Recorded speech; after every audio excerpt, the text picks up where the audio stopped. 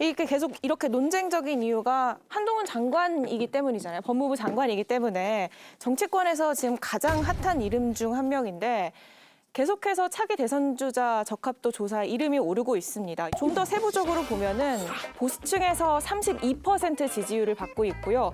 그 다음이 오세훈 시장 13%고 그 다음이 유승민 전 의원, 홍준표 시장이 12% 순입니다. 아무래도 이 보수층에서는 한동훈 장관의 행보, 차기 행보에 대한 기대감이 높은 것 같아요. 한동훈 법무부 장관은 그동안 정치 활동을 단 1년도 안 한 사람이에요. 윤석열 정부 출범하고 난 이후에 작년 5월 10일 날 뭐 장관 청문 동의를 구하는 그때부터 이제 이 사람이 민주당에서 그냥 자연스럽게 국민의힘 차기 주자로 만들어지고 있어요. 나는 되려 지금 민주당 이재명 대표와 민주당의 핵심 스피커들하고 한동훈 법무부 장관이 뭔가 이게 유착 관계가 있다. 세상에 이렇게 1년 만에 이렇게 우리 보수당의 영역이 이게 50년 집권 경험을 가진다. 정치 1년, 장관 1년 했다고 차기 대선 후보 된 역사가 없어요. 저도 김 의원님 말씀 100% 동의하는 게 우리 김성태 의원님처럼 다선 의원에 그다음에 서울에서 그 험지에서 그리고 원내대표까지 하시고 드루킹 특허까지 만들어내시고 이런 혁혁한 정치적 성과를 내셨는데도 이게 1위 하기 힘들죠. 나오기 힘든데 이름 왜 자체가 한동훈 장관 아니었지. 1위를 합니까? 이거 정말 지금 내심 서운하신 것 같은데. 서운한 게 아니라 아니라. 이재명 대표가 짜고 친 것 같다는 그래, 짜고 생각이 드는 친 거예요. 거지. 민주당이 충분히 만들어준 이해합니다. 거다. 이게 동의하세요? 정치라는 게 원래 굉장히 정교하게 서로 맞물리면서 협치를 하고 필요한 부분들 협상을 하고 하나씩 과제를 해결해 가는 과정들을 선보인 사람에게 당연히 대권의 기회가 주어져야 하는데 네. 그런 정치 시대가 지나가고 있죠. 민주당이 키워서 키워주는 것이 아니라 지금의 세태가 사람들로 하여금 한 칼에 확 자를 수 있는 사람들을 양당에서 다 찾고 있는 이런 문화에서 기인한 일이라고 봅니다. 100% 맞는 말씀. 저는 거꾸로 이걸 해석을 하면 문재인 정부에서 임명된 검찰총장 출신이 보수정당에 가서 보수정당이 대선 후보가 돼서 대통령이 됐어요.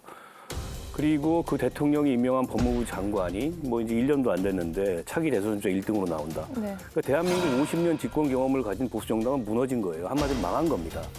거기에 이제 검찰들이 그렇게 또 풀어놔. 네, 검찰들이 장악한 거에 들어가서 아니 이거는 진짜 땅을 쳐야 될 일입니다. 지금 국민의힘 내부에서는 말도 안 되는 일이 지금 예. 벌어지고 있는 거죠.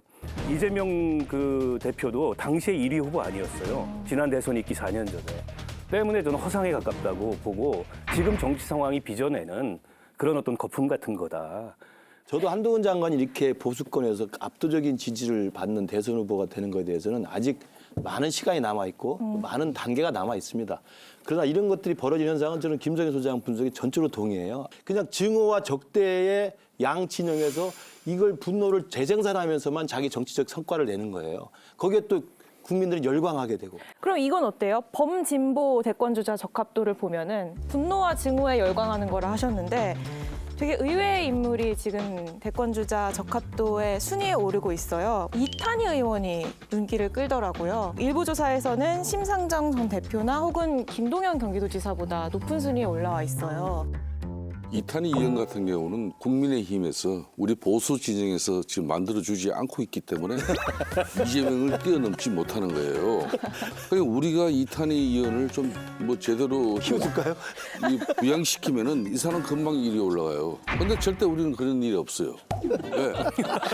이 보수 정당 정치는 YSDJ 뭐 JP 같은 경우는 YSDJ는 50년 40년 정치하면서 대통령 꿈을 이룬 사람이고 JP는 끝까지 그 꿈을 이루지 못하고 생을 마감했어요.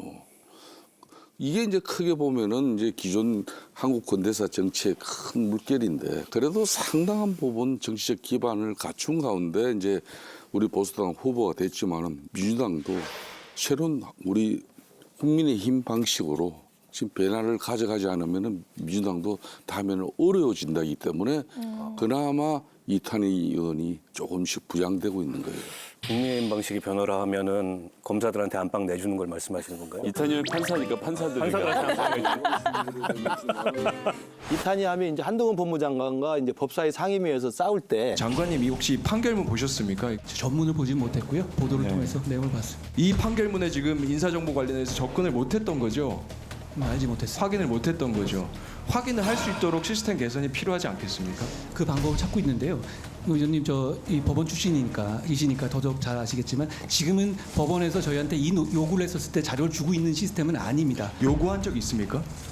과거에 이런 거는 여러 차례 했었죠. 그 제도를 개선을 하는 게 장관님 본업입니다. 저희도 당연히 그 인사정보관리단을 지휘 감독하시는 분이기 때문에 인사검증 시스템 개선하시는 거는 장관님 본업이에요. 예, 그렇습니다. 제가 아까 말씀드린 것처럼 책임감을 가지고 하겠다는 게 그 뜻입니다. 네. 그러니까 장관님께서 시스템 개선 방향에 대한 말씀을 저희한테 주실 수 있으면 좋겠어요. 그렇게 하겠습니다. 조리 있게 이야기를 하면서 한동훈 장관도 수긍할 만하게 또 한동훈 장관이 막 맞받아치지 못하게 잘 이끌어가는 그런 몇 번의 장면이 있었잖아요. 아마 그런 것들을 보면서 한동훈 장관과 아마 대치되는 개념으로 그런 의미가 나왔을 것 같습니다. 민주당 내에 최근에 뭐 차기 주자 여론조사 중에는 가장 고무적인 현상인 것 같아요. 다른 분들은 대체로 예측 가능하거나 기존의 리스트에 있었던 인물이거나 그런데 반해서 이탄희 의원이 새로 등장했는데 새로 등장한 이유도 나름 이게 뭐 근거가 있는 그런 이유들을 배경으로 등장했다는 면에서 저는 의미 있는 등장이 아닌가 싶습니다. 정치의 정상화라는 측면에서는 의미 있게 우리가 긍정적으로 봐야 될 것 같고요. 그래서 우리 보수 진영의 이런 차기 주자 적합도에도 우리 김성태 의원 이름이 나오길 저 기대합니다. 그래서 정치가 정상화돼야 됩니다. 더 이상 분노와 증오가 재생산되는 정치를 너무 끊어야 안방을 됩니다. 검사들한테 내줘도 쉽지 않을 거예요.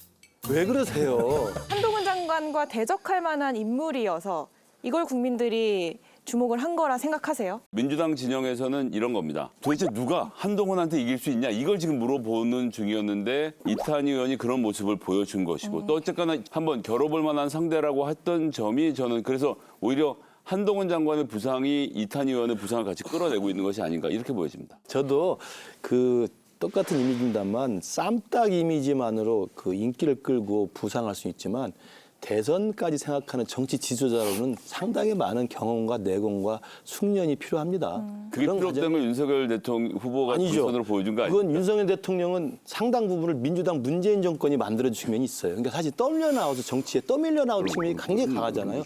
그런 것들은 역사의 큰 흐름 속에서 누가 원하든 원치 않든 그런 상황이 만들어지는 거고요.